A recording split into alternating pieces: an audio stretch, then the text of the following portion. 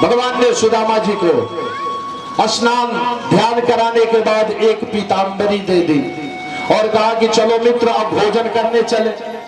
अब भोजन करने के लिए गए सुदामा जी तो 56 प्रकार का भोग आया। अब जब 56 प्रकार का भोग देखे तो सुदामा जी ने कहा कि कन्हैया मैं तो ये खाता नहीं हूं। भगवान ने कहा क्यों? सुदामा जी ने कहा कि भैया देखो तुम्हारी भाभी सुशीला एक टिक्कड़ रोटी बनाती हैं और उसी में से तोड़ के मैं 3 दिन खाता हूं और केवल भजन करता हूं। ये सब 56 प्रकार का भोजन करने से मेरे मन में विकृति आ जाएगी, मैं जप नहीं कर पाऊंगा। भगवान ने कहा कि इसे भगवान का प्रसाद समझ करके भोग लगाया जाए, इसे आप भगवान का प्रसाद समझे। सुदामा जी ने कहा कि चलो प्रसाद कह दिए तो अकेले तो मैं खाऊंगा नहीं, साथ साथ दोनों खाएंगे। भगवान तो भोग लगा चुके थे लेकिन सुदामा जी के लिए बैठ करके दोनों एक साथ भोजन किए। अब भोजन करने के बाद अब सुदामा जी बैठ गए और सुदामा जी के बैठने के बाद भगवान ने कहा ये बताओ सुदामा कि ये बताओ कि तुम्हारा विवाह हुआ कि नहीं। सुदामा जी ने कहा कि हाँ विवाह तो हुआ। अतः तो भाभी का नाम क्या है? कहे कि भाभी का तुम्हारे भाभी का नाम है सुशीला और बहुत भक्त है गोविंद, तुम्हारा नित्य जो है जाप करती रहती है, तुम्हारा स्मरण करती रहती है मेरे साथ। अच्छा ये बताओ कि तुम्हारा विवाह हुआ कि नहीं। भगवान ने कहा मैं तो भूल ही गया। भगवान ने अपने पटरानियों को इशारा किया, कहा कि चलो सब लोग प्रणाम करो। अब पहले जो है रुक्मिणी जी आई, सुदामा जी को प्रणाम की। मैं रुक्मिणी प्रणाम करती हूँ। सुदामा जी ने कहा चीर सौभाग्यवती भव। मैं सत्यभामा हूँ प्रणाम करती हूँ, चीर सौभाग्यवती भव। मैं कालवृंदा हूँ प्रणाम करती हूँ, चीर सौभाग्यवती भव। मैं जामवंती हूँ प्रणाम करती हूँ, चीर सौभाग्यवती भव। मैं लक्ष्मणा हूँ प्रणाम करती हूँ, चीर सौभाग्य। अब ऐसे 500 पटरानियां भगवान के आके प्रणाम कर ली। सुदामा जी ने कहा कि थोड़ा रुक जाओ, ये बताओ कन्हैया एक बात पूछनी है। भगवान ने कहा क्या? बोलो। नहीं कान में कहूंगा। भगवान ने कहा कहो। अब जब भगवान कान दिए तो सुदामा जी ने कहा ये बताओ भैया ये सब जो है ये तुम्हारी ही है कि कहीं अगल बगल से भी आई है? भगवान ने कहा नहीं नहीं ये कोई बाहर की। सुदामा जी ने कहा नहीं नहीं कभी कोई संत आता है तो पड़ोसी भी आ जाते हैं दर्शन करने के लिए, तो ये क्या पड़ोस से भी? भगवान ने कहा नहीं नहीं मित्र ये सब अपनी है, ये सब अपनी है। सुदामा जी ने कहा कि बहुत अच्छा है भैया, चलो तुम दिन दूना रात चौगुना कन्हैया ऐसे ही बढ़ते रहो, चलो और कितनी है? भगवान ने कहा कि महाराज मित्र 16,108 है। सुदामा जी ने कहा कि देखो मित्र अब इससे ज्यादा तो मैं आशीर्वाद नहीं दे सकता, अब आप ही को कह दिया जाए केवल ऐसे आशीर्वाद 100 बार ऐसे ऐसे करिए तो हाथ दर्द करने लगेगा। और वह सुदामा 500 पटरानियों का आशीर्वाद दे चुके थे। सुदामा जी ने कहा कि गोविंद ऐसा है कि यह 16,100 पटरानियों के आशीर्वाद देने से अच्छा होगा कि तुम स्वयं आकर के मेरे चरणों में गिर जाओ, मैं तुझे आशीर्वाद दे देता हूं और तुम्हारे पूरे पटरानियों को आशीर्वाद प्राप्त हो जाएगा। ध्यान देंगे हमारे भारतवर्ष का ऋषि, हमारे भारतवर्ष का ब्राह्मण भगवान को भी आशीर्वाद देता है। हमारे भारतवर्ष का ब्राह्मण भगवान को भी आशीर्वाद देने की क्षमता रखता है। सुदामा जी ने कहा कि आओ गोविंद मेरे चरणों में गिर जाओ, मैं तुझे आशीर्वाद दे देता हूं, तुम्हारे 16,100 पटरानियों 108 पटरानियों को आशीर्वाद प्राप्त हो जाएगा। और भगवान सुदामा जी के चरणों में गिर गए और सुदामा जी ने चीर सौभाग्यवती भव का आशीर्वाद दे दिया। अब दोनों मित्र एक दूसरे से बात कर रहे हैं। भगवान ने कहा कि ये बताओ सुदामा तुमने विवाह किया तो हमें पत्र नहीं दिया, अरे हमें बुलाया नहीं, कम से कम हमें बुलाना तो चाहिए। सुदामा जी ने कहा कि बात करते हो, मैंने एक विवाह किया तो नहीं बुलाया, तुम इतना 1000 विवाह किए किसमें बुलाए बताओ? मैंने तो एक किया और तुम तो इतने 1000 किए हो तो किसी में नहीं बुलाए। भगवान ने कहा कि सुदामा तुम्हारा विवाह हुआ होगा तो दिन देखा गया होगा, नक्षत्र देखा गया होगा, हल्दी चढ़ा होगा, तिलक चढ़ा होगा, तुम्हारा जो है गीत मंगल हुआ होगा और तब बारात आया हो, बारात गया होगा। लेकिन मैं तो गया था कुछ काम से और उधर से कन्या लेकर के आ रहा हूँ।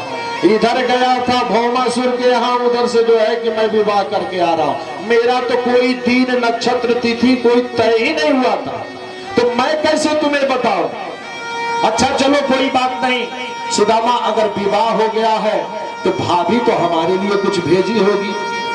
अब सुदामा जी कहेंगे अरे मित्र छोड़ो, अब नहीं बताओ भाभी ने हमारे लिए क्या भेजा है। सुदामा जी कहे कि ऐसा है कन्हैया, तुम्हें याद है जब हम लोग गुरुकुल में पढ़ते थे साथ साथ, तो गुरु जी कहते थे कि कन्हैया कन्हैया उद्यम में कन्हैया तेज बहुत है, शस्त्र विद्या में तेज है, लेकिन बुद्धि में सुदामा कन्हैया से भी तेज है। याद है ना तुझे गुरु जी क्या कहते थे कि बुद्धि में सुदामा जो है कन्हैया से भी तेज है। भगवान ने कहा मैं ये पूछ रहा हूं कि भाभी ने क्या दिया है। सुदामा जी ने कहा ये बात बाद में नहीं पूछ सकते हो, क्योंकि सारी पटरानियां तो वही खड़ी थी।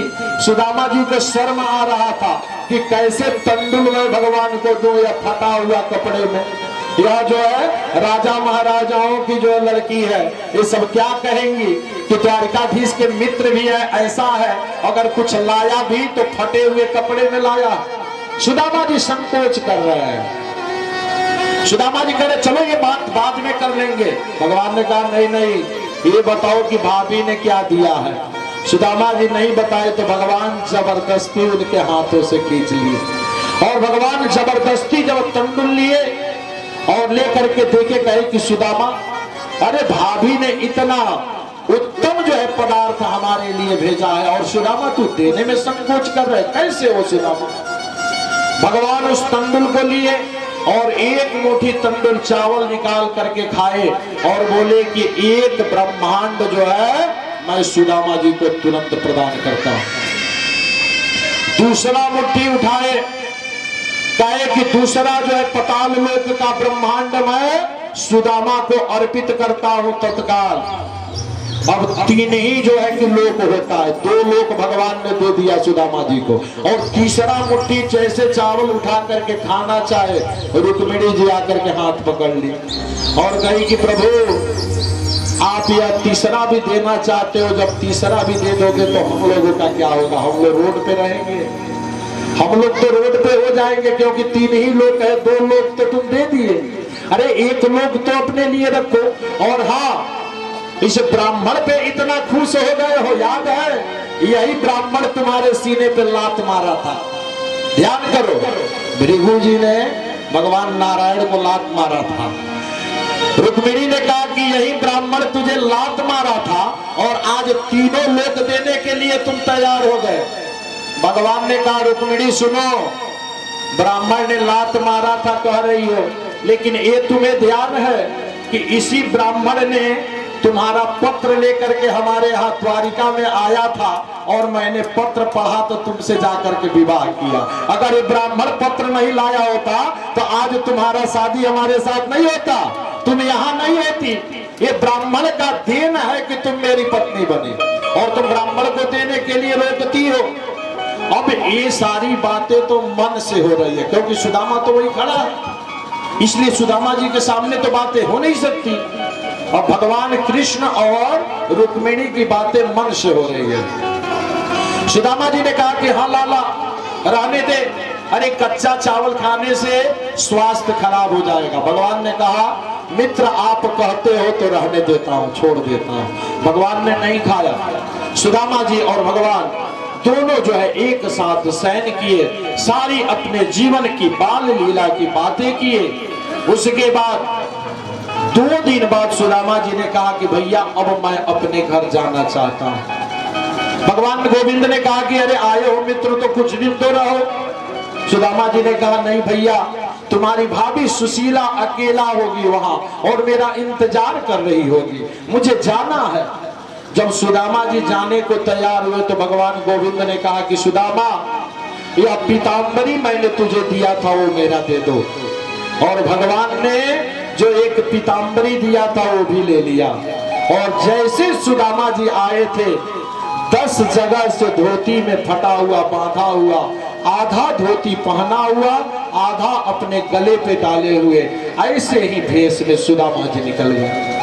और जब द्वारिका से जा रहे तो इतने खुश हैं सुदामा, और रोने लगे सुदामा और बोलने लगे, मित्र आज तो तूने मेरा मान सम्मान एकदम आकाश में बढ़ा दिया।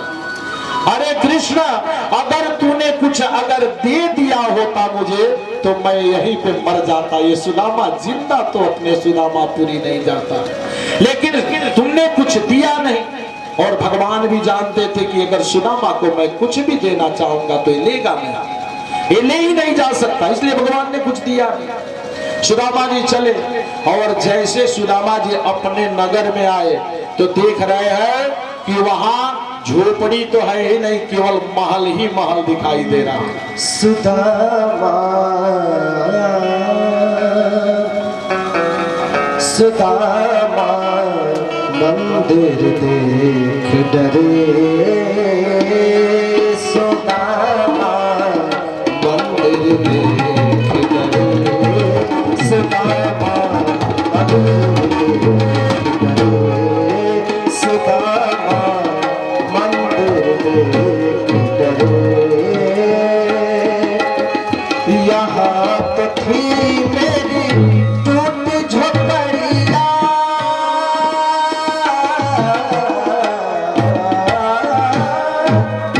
यहाँ तो थी मेरी टूट झोपड़िया, कंचन महल कहाँ से आयो, कंचन महल कहाँ से आयो, सुदामा मंदिर देख डरे, सुदामा मंदिर देख डरे, सुदामा मंदिर देख डरे, मंदिर देख डरे, सुदामा मंदिर देख डरे, सुदामा मंदिर देख डरे, मंदिर देख डरे, सुदामा मंदिर देख डरे, सुदामा मंदिर देख डरे, सुदामा मंदिर देख डरे। राहत थी मेरी टूट झोपड़िया,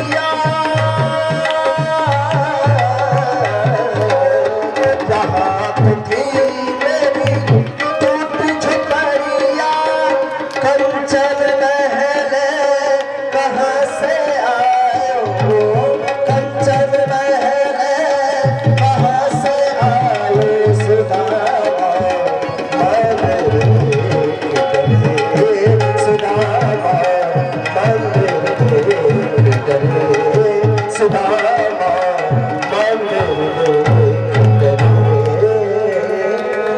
बोल वृंदावन बिहारी लाल की जय हो।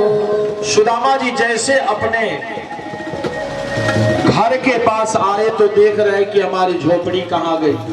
यहाँ तो सोने का महल और पूरे गांव में एक जैसा ही महल।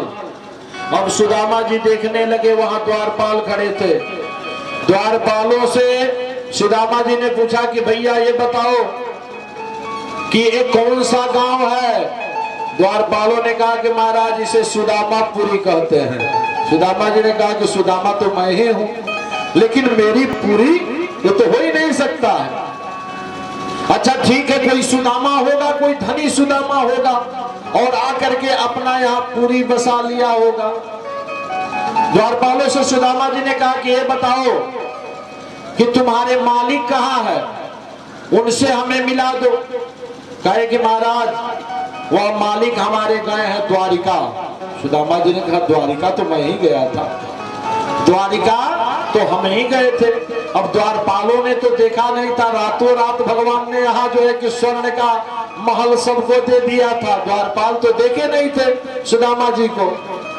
सुदामा जी ने कहा कि अच्छा ठीक है भैया, चलो तुम्हारे मालिक जो है कि द्वारिका गए हुए हैं, तो यह बताओ कि यहाँ एक मेरी झोपड़ी थी, वह झोपड़ी क्या हुई?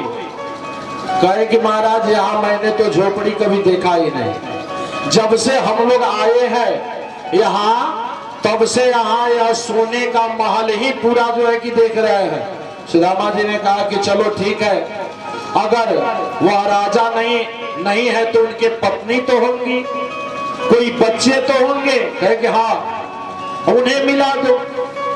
अब यह बात कर रहे थे तब तक ऊपर से 5वें मंजिल से सुशीला देख रही थी। अब सुशीला जो है कि वैसा तो थी नहीं जैसे गरीब अवस्था था कि 50 जगह से साड़ी फटा हुआ पहने हुई थी और बाल में कभी जो है कि साबुन लगाने पूरा जटा हुआ था, ऐसा तो सुशीला थी नहीं। सुशीला तो इतनी सुंदर रानी बन चुकी थी। सुशीला दौड़ करके आई और आकर के चरणों में गिर गई सुदामा जी। अरे महाराज, सुदामा जी ने कहा अरे देवी आप कौन हो? सुदामा जी सुशीला को भी नहीं पहचाना। सुशीला ने कहा कि मैं सुशीला हूं प्रभु।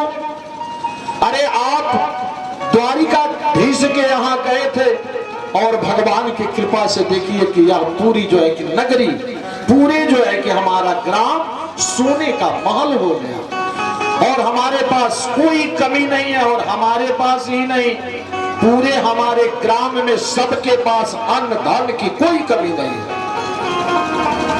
सुदामा जी ने कहा कि सुशीला बात तो ठीक है, लेकिन इतने धन में अगर हम रहेंगे तो भगवान का ध्यान नहीं आएगा। इसलिए सुदामा ने कहा सुशीला मैं इस सुदामापुरी में नहीं रह सकता, और हाँ अगर तू चलना चाहती हो तो चलो हम अब कहीं जंगल में चल करके और वह द्वारिकाधीश का जप करेंगे, पूजन करेंगे। सुशीला ने भी सुदामा जी के साथ और सुदामा जी ने भी अपना सुदामापुरी अपने ग्रामवासियों को सौंप दिया और जंगल में चले गए।